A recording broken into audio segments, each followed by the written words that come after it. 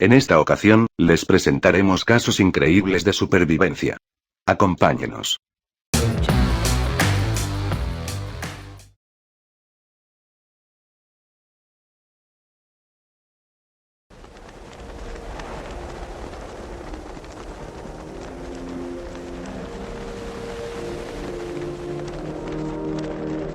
Existen personas que por su determinación a sobrevivir, lo logran hacer a pesar de tener todo en contra.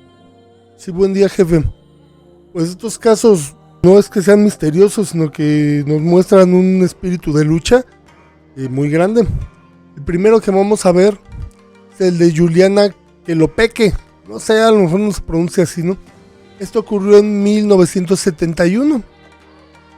Ella era una chica de 17 años que viajaba en avión con su mamá, que era zoóloga. Pues el avión empezó a fallar, de repente el avión en el aire se partió y cuando ella se acordó, iba cayendo, ella amarrada a su asiento por el cinturón de seguridad, iba cayendo en su asiento desde, no sé, desde una altura muy grande.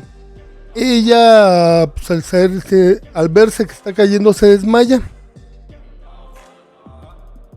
Precisamente iban volando sobre la selva amazónica peruana.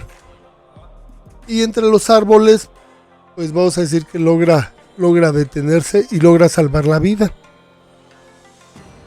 Pero cuando ella se despierta, tenía numerosas raspones y heridas consecuencia de la caída. Y estaba pues, totalmente... no caminaba bien. Bueno, sobrevivió por cerca de 10 días. Llevaba una herida en el costado y en el brazo. La herida en el costado se le llenó de gusanos. ¿Por qué? Por las moscas simplemente de la selva. En la herida se le fueron parando y se le llenaron de gusanos. Obviamente no podía comer bien, agua sí tenía, pero estaba comiendo pocas cosas. Finalmente encontró una cabaña y encuentra gasolina, y lo que hace es que se pone gasolina en las heridas contra los gusanos.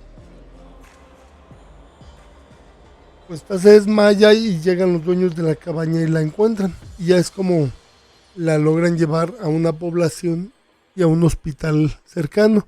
Ella salvó la vida de más de 400 personas. Y como les comento, tenía 17 años. Imagínense alguien de ustedes que se pierde en la selva. Es muy difícil sobrevivir. Mucha gente no sabe que personas conocidas tienen historias de supervivencia.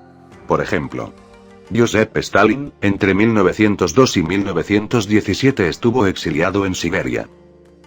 De sus 2 exilios escapó, sin camisa y sin zapatos. O por ejemplo, también Napoleón sobrevivió a la volcadura de su carreta. Lo extraño de aquí, es que un metal que se proyectó hacia su estómago se dobló, y no lo hirió. También supervivencia la que hacemos cada 15 días con lo que nos paga el jefe. Parece que ya te cansaste de cobrar. ¿O no es así? No se crea. ¿Cómo cree, jefe? ¿Cómo cree el jefe? Yo nada más estoy de hablador. Bueno, vamos a continuar en nuestro siguiente caso. Nuestro siguiente caso ocurrió el 26 de mayo del 2013. Esto involucra un barco de petróleo llamado Jackson 4. Bueno, este barco de petróleo volcó sobre la costa de Nigeria. Pues obviamente no se encontró a nadie con vida. El barco se vuelca y se hunde más de 30 metros. 3 días después, pues los buzos empiezan a tratar de rescatar las cosas y a tratar de averiguar lo más posible de la volcadura del barco. Cuando un buzo sintió una mano que lo jaló. Todo esto pasó porque un cocinero estaba en el baño. Fíjense qué curioso, estaba en el baño cuando se volcó el barco.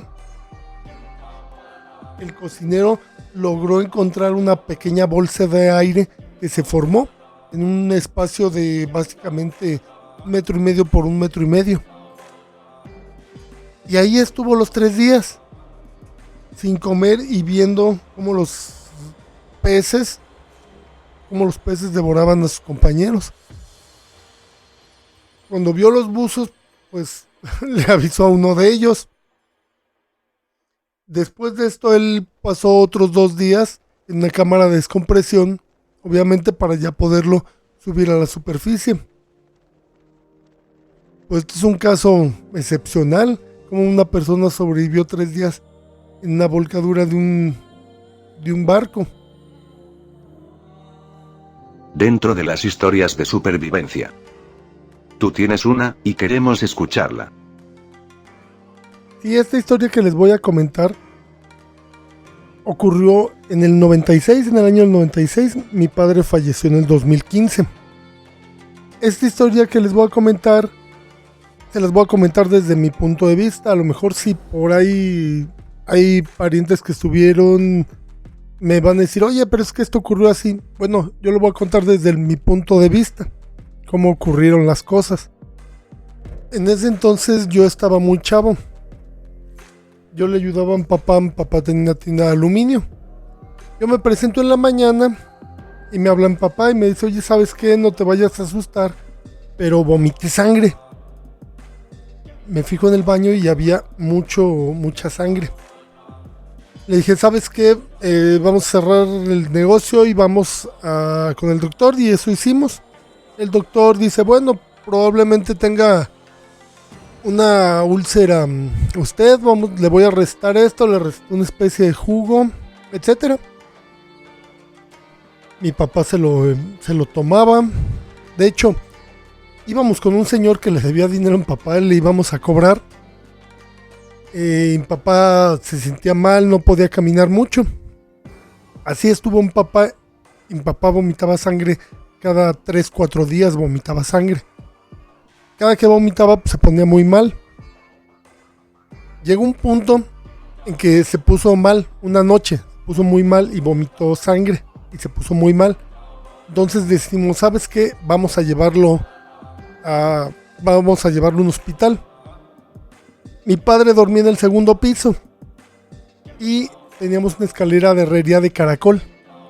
Y nos fue muy difícil bajarlo. De hecho, casi mi papá así, entre mareado y como estaba, se bajó así de acentones, bajó la escalera. Y abajo los paramédicos pues lo agarraron, lo subieron en una ambulancia y se lo llevaron al hospital. En el hospital nos dicen, ¿saben qué? Necesita urgentemente sangre. Pues el primero que me ofrecí fui yo. A mí, yo doné sangre para que le pudieran dar sangre a mi papá. Yo fui el primero y después un primo. Por ahí le mando saludos, sé que está escuchando este video ese primo. Pasó, entonces al día siguiente nos dijeron también siguen necesitando mucha sangre porque ha perdido mucha sangre por lo mismo de que la está vomitando. Empezamos a pedirle sangre a toda la gente que conocíamos. De hecho nos pasó algo muy chistoso.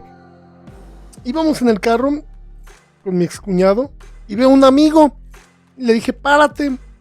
Se baja, abro la portezuela y le digo, ven, súbete. Pues él se acerca y se sube al carro. Era como las 12, 1 de la tarde. ¿Qué? ¿A dónde vamos? Y le digo, pues vas a donar sangre. Ya ni digas, ¿no? Bueno, fue muy chistoso. Se le ponía sangre en papá, pero la misma sangre que se le ponía la vomitaba. Porque tenía una úlcera sangrante. Llegó un tío de Zamora, un tío que es muy buen anestesista. Llega con nosotros y dice, vamos a trasladarlo a Zamora para que ya lo podamos atender mejor. Todavía ni salíamos de Irapuato cuando mi papá vomita sangre. Íbamos en la camioneta, paramos la camioneta, lo revisan y oigo a mi tío que dice como un murmullo, no se le siente pulso. pero mi papá estaba consciente. Mi papá, yo me acuerdo, se me acerca y me dijo, mira, me siento muy mal, pero de esta voy a sobrevivir. Regresamos al hospital y en el hospital vuelve a vomitar sangre. Le hacen análisis y a mí me dicen, ¿sabes qué? Tu papá tiene 2 de hemoglobina. No sé yo muy bien todo esto, a lo mejor me está oyendo un doctor y me dice que esto es mentira, pero con 2 de hemoglobina ya no es posible la vida. O sea, nada, ya no tenía sangre. Ya no tenía sangre ni para vomitar, pero mi papá todavía estaba vivo. Yo salgo, como estaba, salgo a conseguir sangre, igual a sangrar gente, ¿no? Y me avisan, ¿sabes qué? Vamos a trasladar a tu papá al hospital militar. Yo agarro, le digo a un amigo, vente, vámonos al hospital militar. Pero entre la confusión que había de todo, pues nadie me podía llevar y cada quien se iba como podía. Entonces yo me fui del centro de la ciudad caminando hasta el hospital militar de aquí de Irapuato, que serán unos 5 o 6 kilómetros. En el transcurso, cuando yo iba caminando, llegan y el doctor militar que ve a mi papá dice, es que esto es de operación, yo no sé por qué andan dándole medicina, esto es de operación. Vamos a meter la operación y les advierto de una vez, si cuando lo abra no encuentro la úlcera, no lo voy a poder salvar. Lo meten a quirófano y ahí ocurre un error médico. La enfermera, una enfermera anestesista, no era ni mi tío aclarando, una enfermera anestesista del hospital militar le pone anestesia a alguien que no tenía sangre. Y le dijo el doctor, oye, es que eso lo va a matar. No le hubieras puesto anestesia, tenía que ser así. Dice, pues mira, ya está aguantando la anestesia. Ve tú a saber por qué está aguantando la anestesia. Pues vamos a hacer la operación a ver qué pasa. Dice el doctor, nos cuenta que en cuanto abrió, luego vio la úlcera. Entonces pudo suturarla. Pues después de todo eso, pues mi papá logra sobrevivir. Así, casi sin sangre. Todavía el doctor nos dice, yo llego al hospital y todo el mundo me abraza y me dice, oye, ¿sabes que ya salvó tu papá? Y nos dice el doctor, nos dice, mira, probablemente tu papá vaya a tener daño cerebral porque su cerebro estuvo muchísimo tiempo sin oxígeno. Bueno, ahí no acabó la cosa. A mi papá se le hinchó la cara. Nos dijeron los doctores que era por lo mismo que había estado mucho tiempo sin sangre, sin oxígeno. Pasa 3 días en coma. Y cuando despierta, le habla a un doctor y le dice, oiga doctor, después de esto voy a poder tocar la guitarra. Pues el doctor le dice, sí, sin problema. Le dicen, papá, qué bueno, porque antes no sabía. Pues el doctor le dio risa y dijo, no hombre, usted está bien. O sea, no sufrió daño cerebral. Pues se recuperó, pero mi papá fue una recuperación obviamente muy larga. Ocurrió también cuando mi papá ya regresa a la casa y que empieza a ingerir un poco de comida. Ocurre, como tenía una úlcera en el estómago, en el sistema digestivo, toda la sangre, vamos a decir que se fue a los intestinos y se coaguló ahí. Entonces, a la hora de que mi papá quería hacer del baño no podía. Y súmenle al hecho que no podía hacer mucho esfuerzo porque estaba operado. O sea, fue también un problema eso, hasta que ya mi papá pudo hacer del baño, pudo evacuar. Mi papá logró sobrevivir de eso.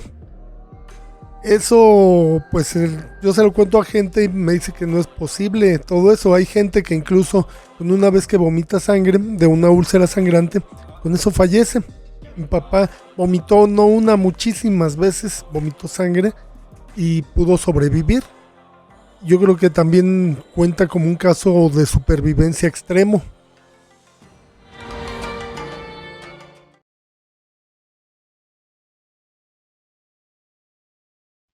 Este caso el de mi colaborador. también ocurrieron cosas paranormales.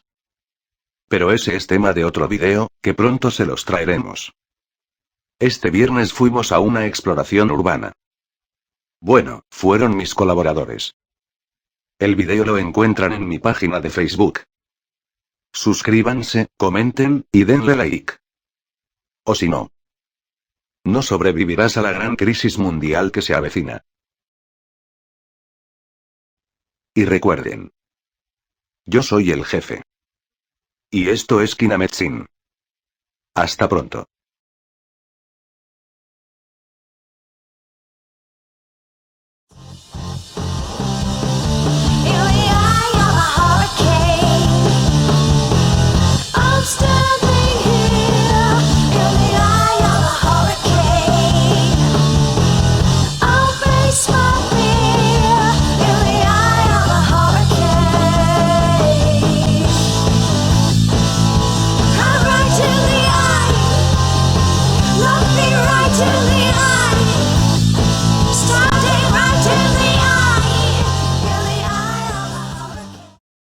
¿Alguna vez se preguntaron por qué no voy a las exploraciones urbanas?